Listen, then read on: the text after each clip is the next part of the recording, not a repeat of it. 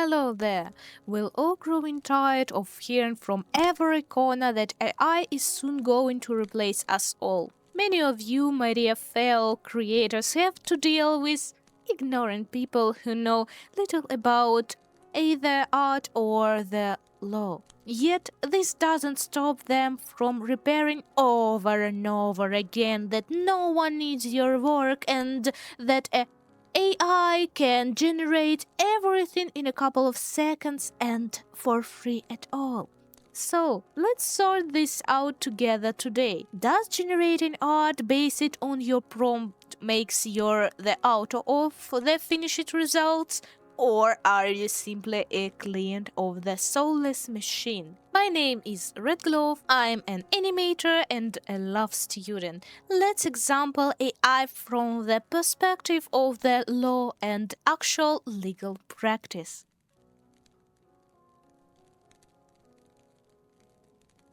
In previous video, the link will be right here, and in the description we covered the basics, that copyright actually is and just how serious it is. The main thing to remember is that the law defends the author is only a person who has created a work through their own creative labor. Yes, the rights may belong to a company, but only if the creator has transferred them by contract. We'll talk about context separately later, but for now, let's establish this. AI isn't a living person, so it cannot claim the title of author under the law. When you log into a AI and write a prompt, it's comparable to talking to a living artist, except instead of explaining your request to the artist, say, draw me Wu Chen from identityv, his black and white form standing side by side in golden nymph costume. You type this into the prompt line. Don't be quick to argue that generation is an art form too. I'm about to burst your bubble. Whether you're dealing with an artist or AI, you're materially a client, not a creator. And that means you have no right to call yourself the author, much less demand protection for your masterpiece. You will only be entitled to legal protection if a living artist has transferred their exclusive economic rights to the artwork to you in return for payment. But this trick wouldn't work with an AI. It's not a person, and from a legal perspective, it's not a person whose rights need to be protection at all. Do you see differences? These details carry enormous weight. But why is law so strict? The reason is simple. Ideas are not protected by law. The law protects only the specific implementation of these ideas. In the case of a prompt, you feed your idea, which is not protected by law, into a network that not is protected by law, and what do you get as a result? That's right, art that's not protected by law. And yes, forgot about the certificates of authorship that some networks sell for an extra fee. To put it mildly, this is a lot of joke and a sale of hot air. In court, this piece of paper means absolutely nothing. Any sensible judge will simply tap their temple and dismiss your claim if someone steals your masterpiece. Just as love is categorical in one area, it's a value in another. In legal terminology, it's known as a legislative gap, namely the complete or partial absence of previous regulating contained social relationship. What I'm getting at, the most popular question, what if I refine the AI generated ad? How many edits do I need to make for the law to recognize me as the author? Well, Unfortunately, there is no exact percentage ratio between human work and AI work. Here one could cite the example of a cross-border segment, where there is a clear threshold. It must be at least 30% inquire, otherwise your work will not be accepted for assessment. But it doesn't work like that with art. You can say that you took, for example, an AI generated piece and tweak it a hand, which amounts to say to that same 10%, and now you just need to swap the background around a bit and do something else to hit the required threshold. Well, everyone remembers what it's like when you try to replace sentences in a text so that the anti-plagiarism program gives you a couple more percentages points of originality. No, in this case, the code wouldn't be talking at how many details you're tweaking, but at the qualitative change. I mean, was it just a minor cosmetic tweak to the AI art, or did you create something fundamentally new? Why, if you're correcting the neural network's shortcomings, can't you claim authorship? Let's draw a simple analogy with the restorer of old works art. They might spend hundreds of hours skillfully filling in cracks, removing old varnish, and even planing in missing fragments. Did they do the work? Yes. Is it hard work? Absolutely. But that doesn't make him the author of the painting.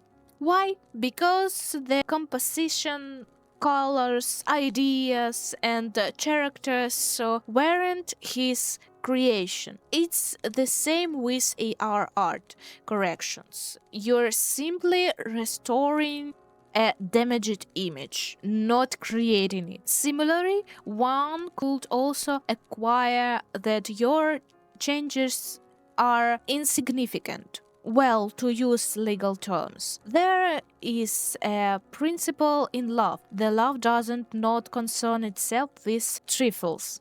If your contribution is merely correcting the AI's anatomical errors, the court will call it an insignificant contribution. If you haven't altered the meaning, composition, or visual language of the work, but have simply cleaned it up, you haven't created a new work. And the third possibility is that your corrections will be regarded as a derivative work. This would mean that you can only claim authorship of those specific touches that you applied yourself. But the base, the image itself, remains unprotected. In that case, if someone takes your original AI art and also modifies it, they too will only be able to claim their specific touches.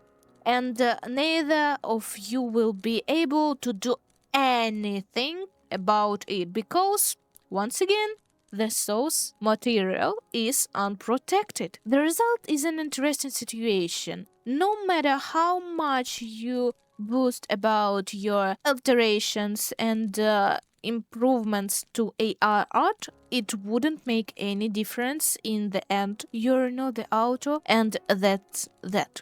Speaking of the law, have you ever wondered how neural networks manage to draw? Right, I admire it. That was a silly question, but still. We've been starting out at all the finer points of prompt here. The every serious issue is the art community has been left untouched, namely the theft of artist works for a subsegment proceeding by neural network. It was precisely with such claims that artists such as Sarah Anderson, Kelly McCrenan took their case to court in 2023. Their argument is simple. Companies feed billions of our works to their algorithm without asking, without paying, and without crediting the authors. For the artist, it was latent TF, and we all realized that. However, in court, the situation is quite different. In their defense, Midjourney and Stability AI have decided to invoke something called fair use. According to them, the neural networks does not store our imagine, but is simply inspired by them like a person in museum. Isn't it a bit idiotic? However, I hope we all fully understanding the differences between human and machine inspiration. And besides, a person puts in a effort artist and for the most they achieve a certain level of skill. In the art community, there's an unwritten code of honor, which is often far more formidable than any law. From a legal standpoint, style isn't protected by copyright. You can't stake a claim to a particular way of drawing eyes or choosing a color palette. But from the community's perspective, it's style theft. And you can really get a massive wave of hate and cancellation for it. This is why the arguments put forward by AI companies are starting to fall apart at the seams. Let's be honest, if a living artist were to start copying the style of a more popular colleague to a T, the audience would simply tear them to pieces. We're all seeing those high-profile shadow